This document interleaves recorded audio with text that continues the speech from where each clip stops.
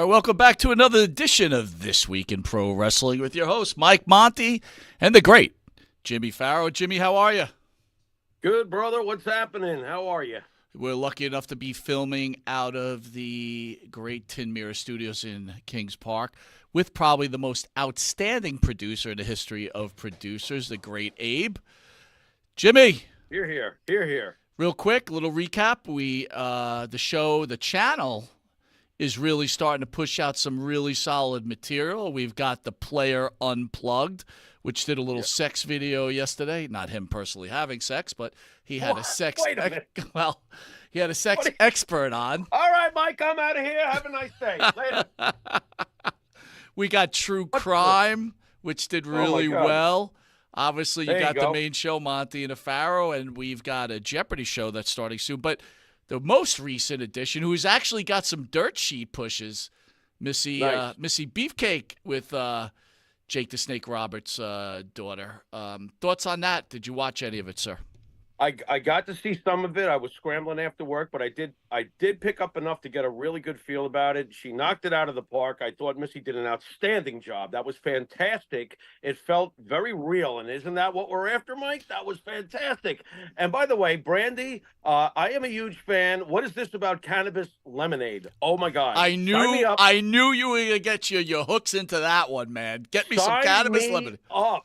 Yeah. I guess it's up for old Monty to go get some sponsorship from Cannabis Lemonade. I expect a case of something, Mike, in the mail. Thank you. Well, the big problem is I've got to convince the bots to help us out on that. So I'll never get off of that, by the way.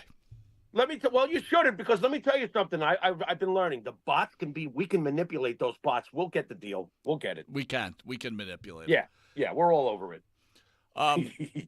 She mentioned, did you know that Marty Jannetty got married? I don't know if we had spoke, so I don't know if I ever told you. No, we haven't talked about it. It popped up on my Facebook page. I was like, what is this? I was like, wow, that's awesome. It shocked the shit out of me, though, I'll tell you that. And then I'm like, wait a minute, Missy's doing the ceremony? I'm like, well, surprise. I'm like, surprise. Wait a minute, does this mean Marty and I are wedding mates or something like that? I actually wrote him, and I'm like, hey, Marty, first the Pharaoh, now you. What's going on in this world? And he's like, brother, we have to talk. And I just haven't had a chance to call him. But I got to tell you, obviously you're one of my most favorite people, and Marty is a good guy. Nothing for nothing. He needs a new co-host, but look, I'll just leave it at that. I try not to say that stuff, but I have to. I love when you plant these little seeds. Are you telling me I need to go watch something involving a party with Marty? Is that what you're saying? Jimmy, if you do, I probably would have to say you might last about 2 minutes. Oh boy, me and my attention span, or someone on there is really, really well. awful. If you could get past the fact that the guy, I guess, during WrestleMania, yelled out something and The Rock responded. The guy must have played that video 50,000 times. It's like, my God, at what point do we just stop being? You know what I mean? Dork. Wrestle Dork. Let's create a new animated series.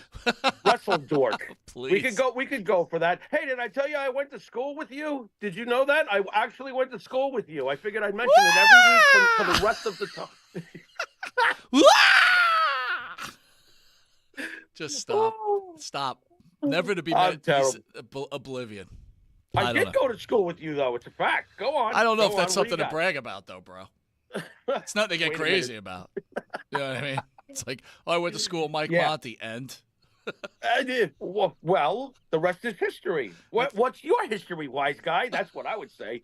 Go ahead. All right, man. A little wrestling, right? Because we're on the cut time on the main show. We got the great Greg Gagne in there. And I got to be honest with you, Jim, before we get into This Week in Wrestling, again, I like to reveal some stuff. And Jimmy's really serious about this interview. I've got a vibe off of Jimmy that even Backlund. This is even a Backlund vibe. This is a very serious vibe you're giving me.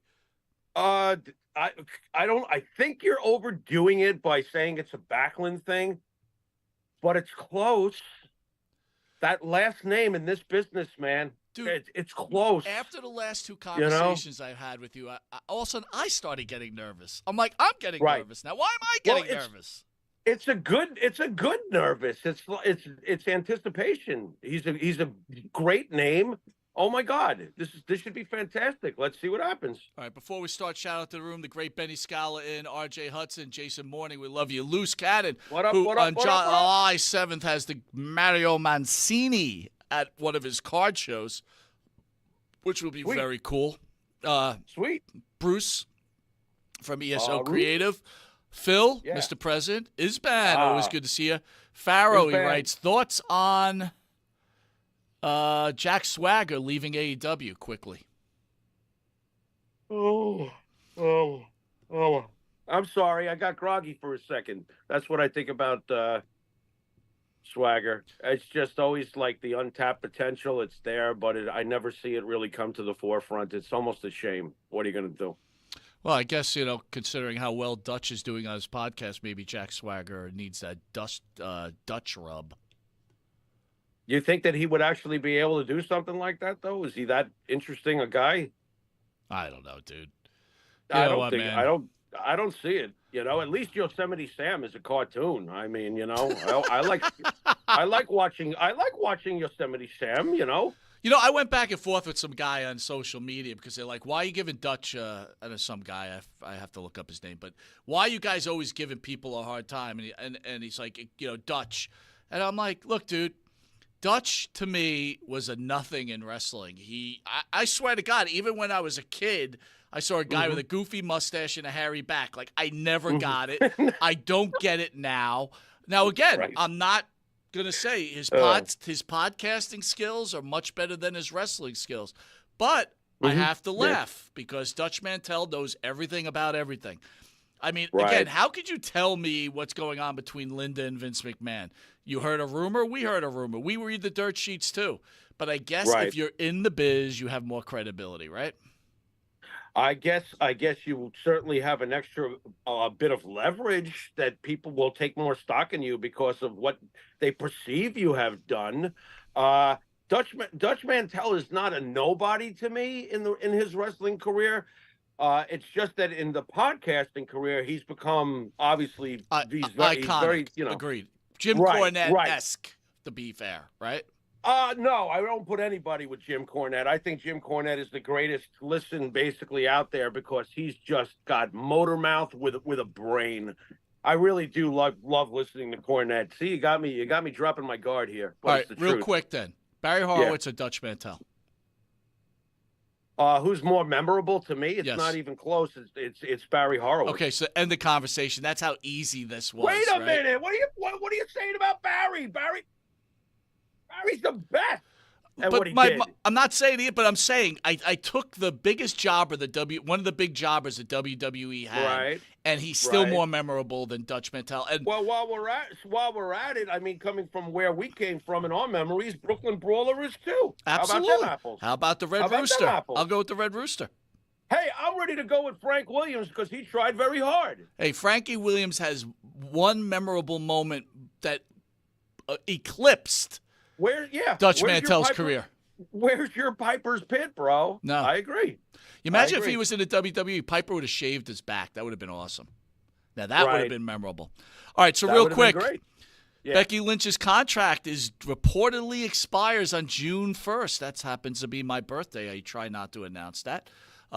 Following her loss to the Women's World Champion Liv Morgan in a steel cage match on Monday night's episode of Raw, Becky Lynch is reportedly set to become a free agent. How her becoming a free agent? Yeah. How does that affect the WWE? And let's not say she goes anywhere yet. She just leaves. She leaves wrestling to go watch her child. She's made plenty of money. She's going to tour around with her book. How does Becky Lynch leaving the WWE affect WWE? The women's division is fantastic, Mike. I mean, when did you think I would ever so comfortably just throw that out there? But, the women have obviously earned their place in pro wrestling.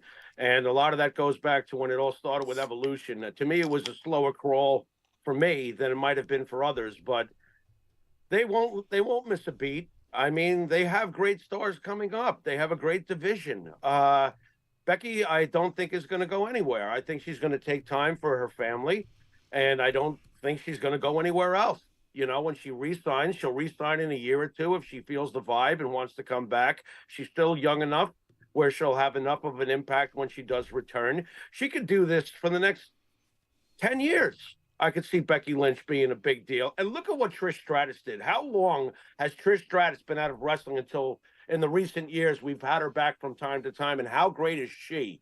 I think Becky's going to age well, is what I'm getting at, physically. Where does Becky rank in the all-time greatest women pro wrestlers? Becky has become the Stone Cold Steve Austin of women. All right. And stop me if you disagree with anything I'm saying, because I am curious to hear what you think about Becky's impact on this business. But Becky is the biggest star, period. It's probably sold the most merchandise in the history of women in the business, I would think. You know, she's at the top of the penthouse. You know, whether you're a fan of Becky Lynch or not, you can't deny what she's meant for pro wrestling. Come on, she's the man. She's the man. I mean, the man? Yeah, pretty much. Jimmy, hard to argue with you. I think about Charlotte Flair when I think about the greatest. But if I think about bigger stars, I'm going to have to agree with you. Becky Lynch is a bigger star. She is. Than Charlotte Flair. Charlotte is the greatest. Charlotte is the greatest total package ever, and I believe if you made me give my version of the top 10 women in the history of the business, Charlotte's going to stay at the top for me. That's not going to change.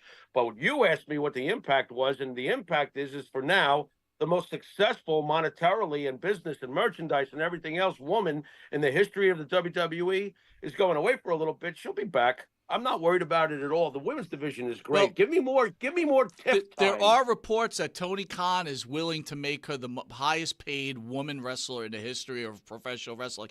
That's nice. But let's just say supposedly this has happened and Lynch takes the contract.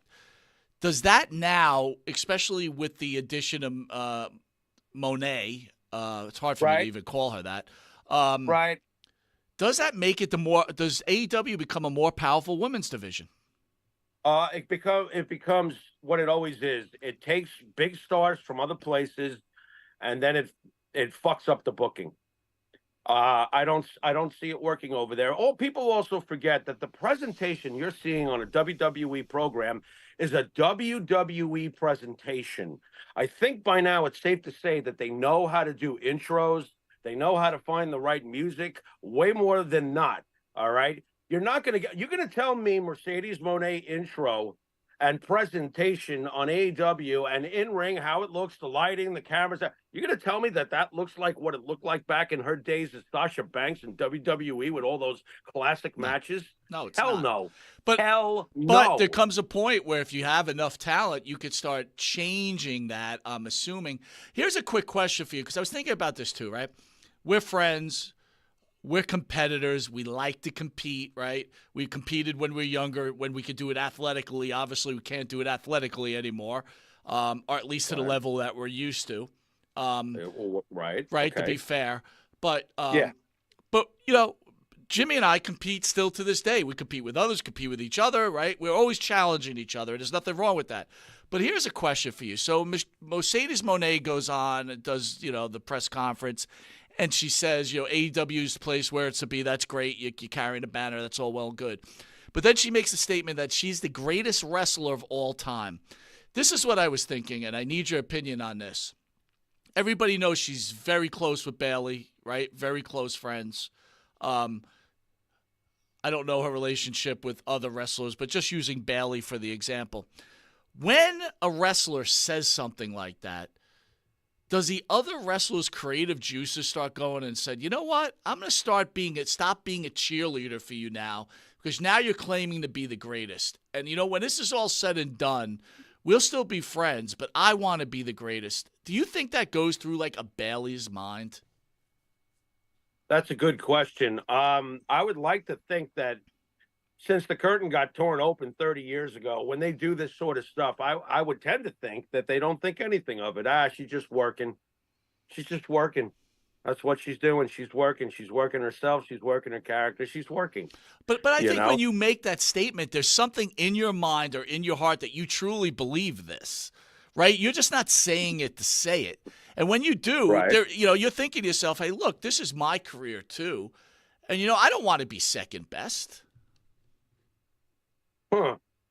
I don't know. I don't know how Bailey would take that. I don't know. What do you think Bailey would do if she did feel that way? Would she get on a mic and address what Moné said? I don't think she addresses her, but maybe she stops showing up at AEW events, hugging her and saying congratulations. Maybe it's like, maybe I need to focus on myself a little bit.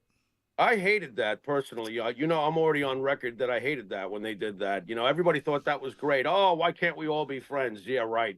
We can't all be friends, okay? It's competition. And if I was the owners of WWE, I would have been pissed off, period. I would have been pissed off. What the F are you doing there? You know what I mean? I think that's, I don't think that's kosher. I just don't. So, and I'm sorry if you disagree with me out there. Maybe some of you do. Maybe some of you don't. I just don't think that that's something. If it was my company, I don't want you going over to my direct competitor who calls the company shit and calls the previous owner shit and all this other stuff. And, we're going to take them down. All they've done is steal a lot of established names. Let me know when they get another MJF. You know what? That would help them. That's what they need to do. They need to grow another MJF, to have more than one guy that I actually really want to see. Because I don't want to see a show closing. I think I mentioned it on Stu's podcast from Ireland. I don't want to see Jeff Jarrett closing a Wednesday night program.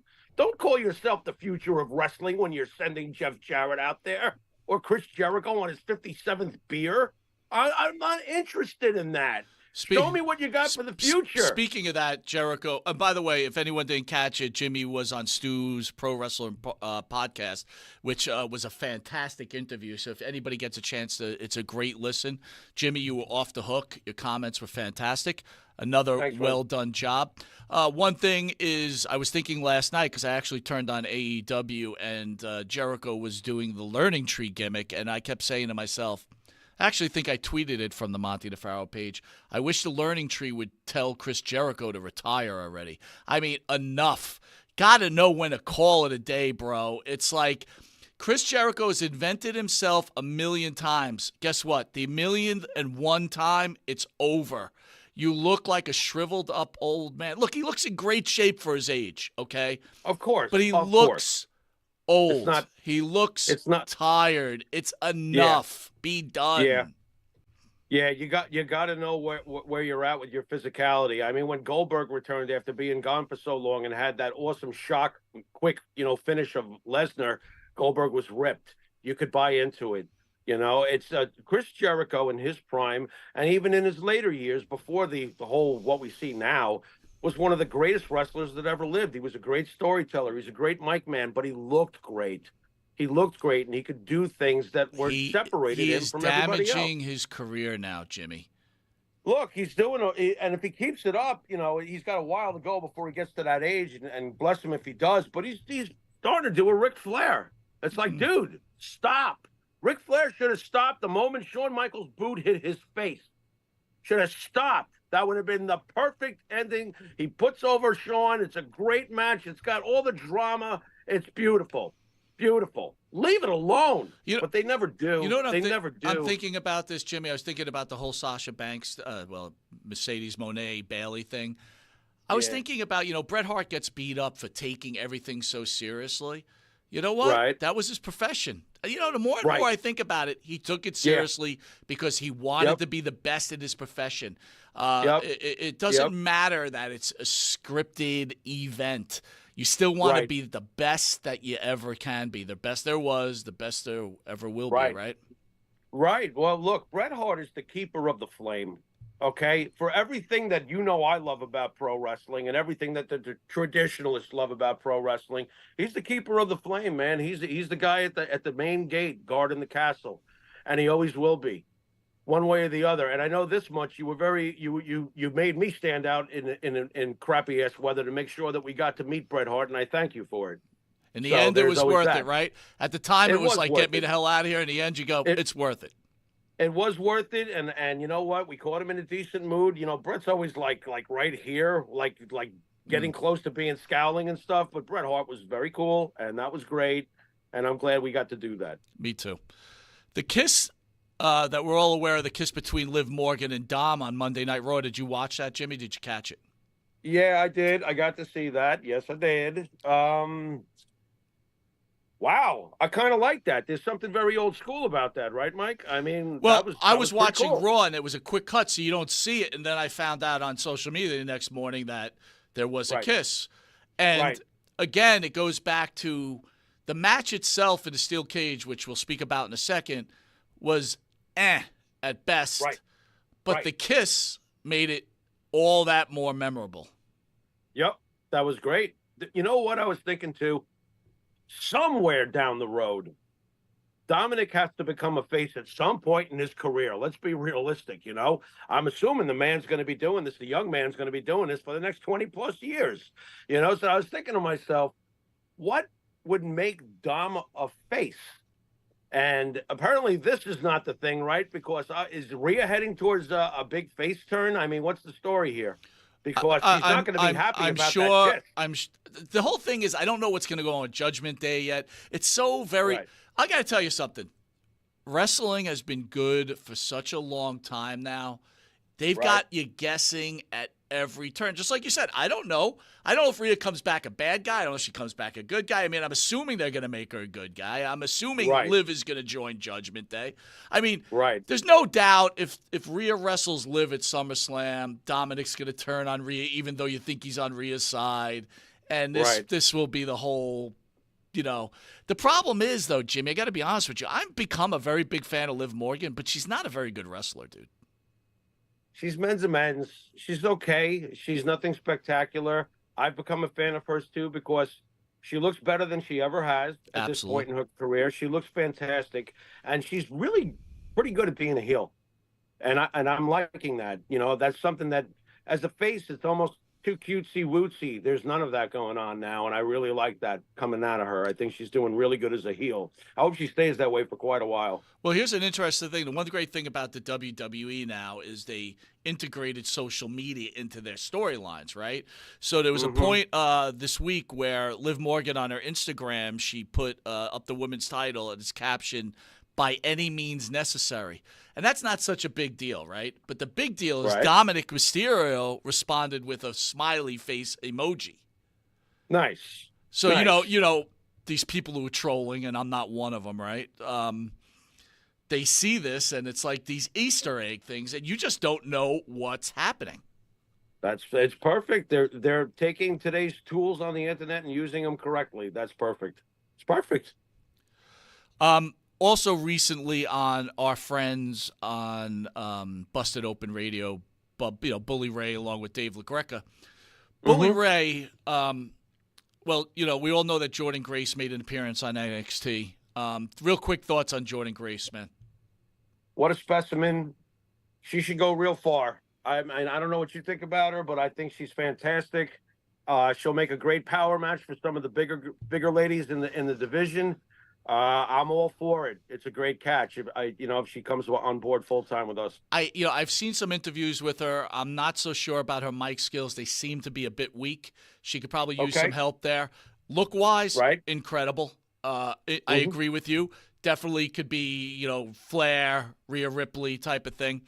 But she's pushing for more intergender tag team matches. And when I mean intergender, man-woman against man-woman.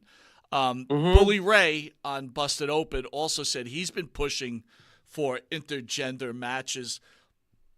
Thoughts on that? Not my thing.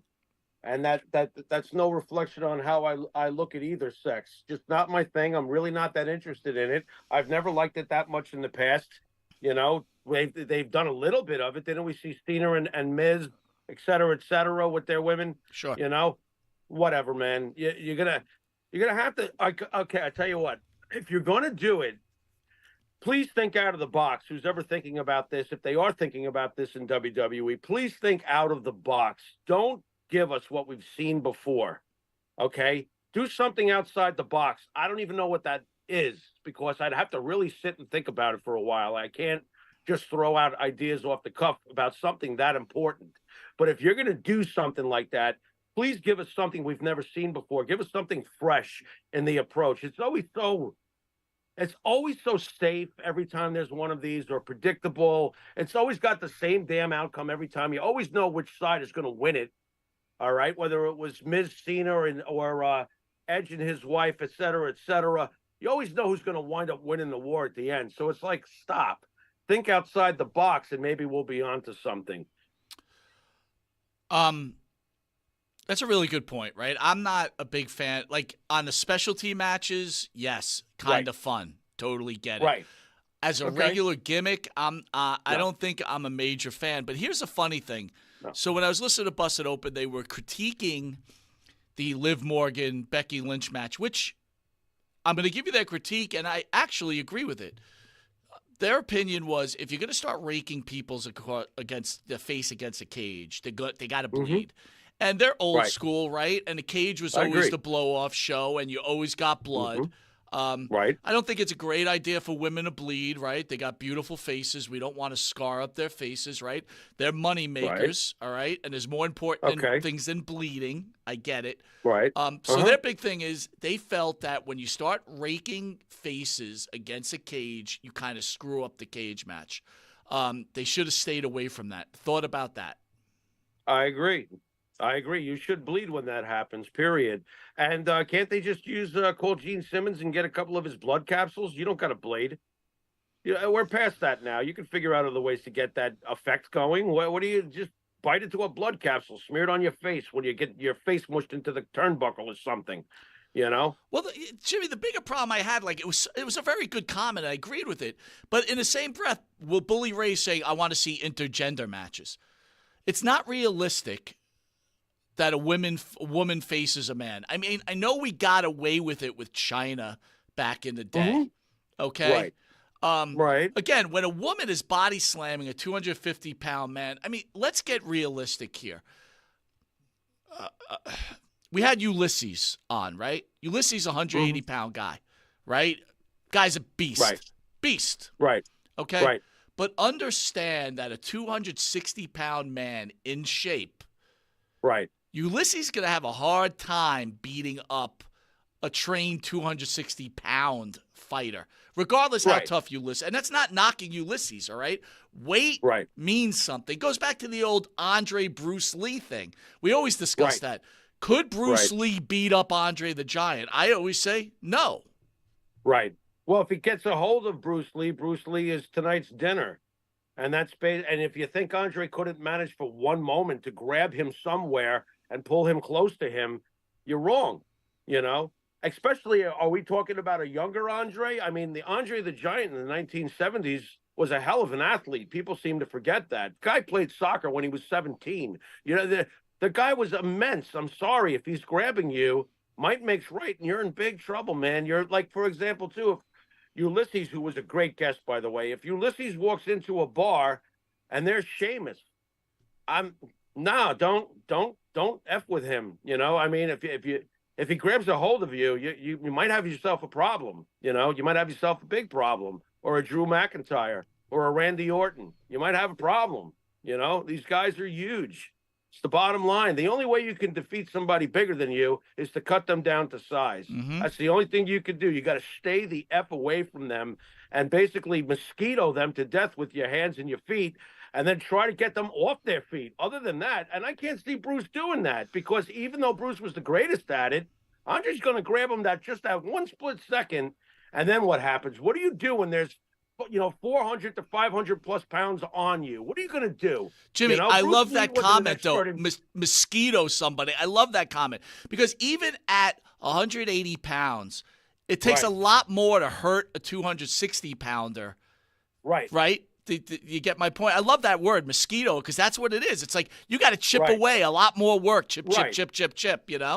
Right. I mean, look, it's as old as time too. How did David defeat Goliath? He kept his distance, right?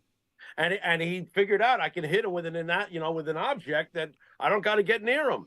Everybody's always gotten near this giant Goliath who stands across the valley and destroys all of our people. I ain't going to get near him. I'm going to stand away from him.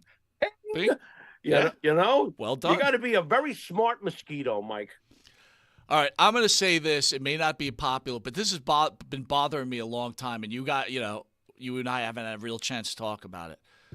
All I right. have a real issue with female referees refereeing men matches. You talk about, right? You talked about realism, right? You go back to Bully Ray and LaGreca talking about raking the forehead against the cage. It's not realistic. It's not realistic, a woman controlling two behemoths in a ring. That's interesting. I got to admit, the first time I saw it, I thought to myself, okay, here comes some more change. Look, as every generation experiences it, as you get older, the things that you're used to are being changed. So the first time I saw that, I was like, okay, here comes another change. Oh, well, what am I going to do about it? Whatever. I didn't even have strong feelings, any kind of feelings. I was like, okay, whatever, here we go. But I will say this, and I find it interesting, your take on it, because you'll be shocked at mine. It doesn't bother me. Wow. I've become quite used to it. Some of them are very, very good at what they do.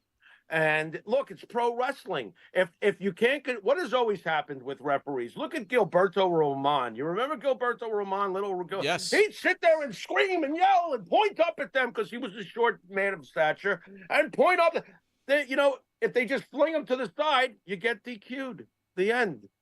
What's the referee? How often has a referee stepped in and been like, I don't think so, and start smacking around the wrestler? That never happens unless it's a special referee, usually, for the most part. You know what I mean? Who's the wrestler? So it's not bothering me. It's really not. And by the way, it's a really good point. They do a fantastic job. But again, you lose an element of, how many matches back in the day, Jimmy, would they beat up the referee? You know what I mean? Or push the referee, or punch the referee to get DQ'd. Right. Now you can't touch the woman, right? Why don't they bring that back and do it anyway? What are you going to, a few people are going to scream on the internet? It's a script. It's a show. Let them blast the female referee if she gets in the way. They're professionals. I don't think that they'll hurt her, and I think she'll be taught in the back how to take one and make it look good. They're pros at this. Let them go do it. I don't see the big deal. I really don't. I don't see the big deal if they interfere and hit the referee, whether it's man or woman, or if a woman slaps a male referee, go for it.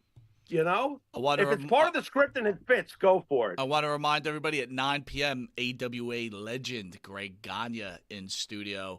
We're really looking forward to it. All right, we're at a little bit of time restraint. Jimmy, we'll get our stuff down here though. King and Queen of the Ring. Let's just grade the matches. I'll read them to you. Give a grade and a quick recap, please. Go ahead. Bianca Belair and Jade Cargill defeat Candice LeRae and Indy Hartwell to retain their titles. Serviceable, great finisher from those two, Cargill and Belair. Give it a C+. Hell of a finisher. Right. Totally agree with you. I'll give it a C+ also. Liv Morgan defeats Becky Lynch via pinfall to win the title. Very, very good. Enjoyed it very much. Excellent match. I would say that it was really good. I won't go as far as I'll give it a B. All right, I'm going to give it a B-, but I agree with you. We're close. Yeah, it was good. Sami Zayn defeats Chad Gable and Bronson Reed via pinfall to retain the title. I'm sorry. Right. I knew that outcome would be what it was. I mean, he's a hero over there. Mm-hmm. Yeah, he was a hero over there. That was a great match. Really enjoyed that very much. I'll go with a B. You know what? That's an A. Wow, nice. I'm going to give it a B, but nice, good call. I'm giving it a B because I wanted Bronson Reed to win the match. Right. Nia Jax defeats Lyra Valkyrie via pinfall, become Queen of the Ring, and now she gets a title shot at Bayley at SummerSlam. Glad she won. She should have won, and she did. She's a splendid villain, Queen of the Ring, but the match was all right. Doesn't matter always what the match is. It matters what the ending is, and that was a vicious squash if I've ever seen one in my life. Right. Nia Jax, if she's not hurting people for real, she looks like she's hurting people for real. Yep. What's your grade? I gave it a B. Okay, go ahead. Gunther defeats Randy Orton to become King of the Ring. This was my favorite match of the night. I just love it. It was the right winner. Gunther deserves to have that happen. I also loved how he immediately shot down the "You deserve that chance," as it was pointed out to me. That was fantastic. I was looking for that. That was great. Gunther's the man. I mean, it's just another step before he eventually becomes world champion, hopefully. Gunther is gold, dude. Gunther is gold. Yeah, he is gold. And Randy, of course, is Randy. Randy once again delivers. You know, his shoulder was up, though. I heard about that. His shoulder was up. But, yeah, that's an A. Just use it for a later storyline. What does it matter? It's like, whatever. Right. Excellent match. Cody Rhodes defeats Logan Paul. Real quick, though, before you give me that grade on that, Cody Rhodes said he'd like to have a manager during his title reign, and Arn Anderson has left AEW. Thoughts on that? Will Arn Anderson become the new manager of Cody Rhodes? You just gave me goosebumps. Well done. You know what goosebumps mean, don't you? Do I really have to say any more? I got goosebumps. Wow. Let's have it. Goosebumps over Cody Rhodes and Arn Anderson. What? Goosebumps over the idea of Arn Anderson managing Cody Rhodes during his run. I like that. Why wouldn't I like that? That's great. That is pretty good. What'd you think of the Logan Paul-Cody Rhodes match? I loved it. I thought it was awesome, but I love Logan Paul. Logan Paul's the man. How great is Logan Paul, dude? Logan Paul has this thing nailed. I look at him as a veteran. Should I be the first one to proclaim him a veteran? Because everybody's always like, he's not a wrestler. He's a part-time and this, that, and the other thing. He has every facet of what makes a great heel down. His physical look is fantastic. His mic work is outstanding. And his moves in the ring, he's perfect. There's nothing wrong with Logan Paul. I might even start drinking his stupid juice or whatever the hell he's got. I'm not touching that stuff. All right, Jimmy, we're going to call it a night. We're going to meet everybody at 9 o'clock where we got AWA legend Greg Gagne in studio. Well done once again. Great commentary. Anything you want to leave before we go? I'm just really psyched about Greg pretty much. We got a lot of great guests coming up too, so there's a lot to look forward to on this channel. That's for sure. Damn straight, brother. Damn straight. Yes, sir. Before the Greg Gagne thing, I'm going to get myself a nice giant bowl of Frankenberry and a bowl of what? Remember Frankenberry? Frankenberry. Oh yeah, with the Frankenstein guy. Yeah, the pink Frankenstein guy. Right, the Frankenhead. Yeah. Except my Frankenberry box has like a guy with like a tan and really bad veneers. Wow. I'm sorry. What now that's more frightening than the original box. A little more frightening. A bit. Yeah, very interesting. When's the follow-up product coming out? Dingleberry. What does Dingleberry come with? Steaming chocolatey goodies Ew. for all the kiddies at home. Enough. Now I'm sick. All right, guys, thanks for joining us. We'll see you at 9 o'clock with the great Greg Gagne. Thank you.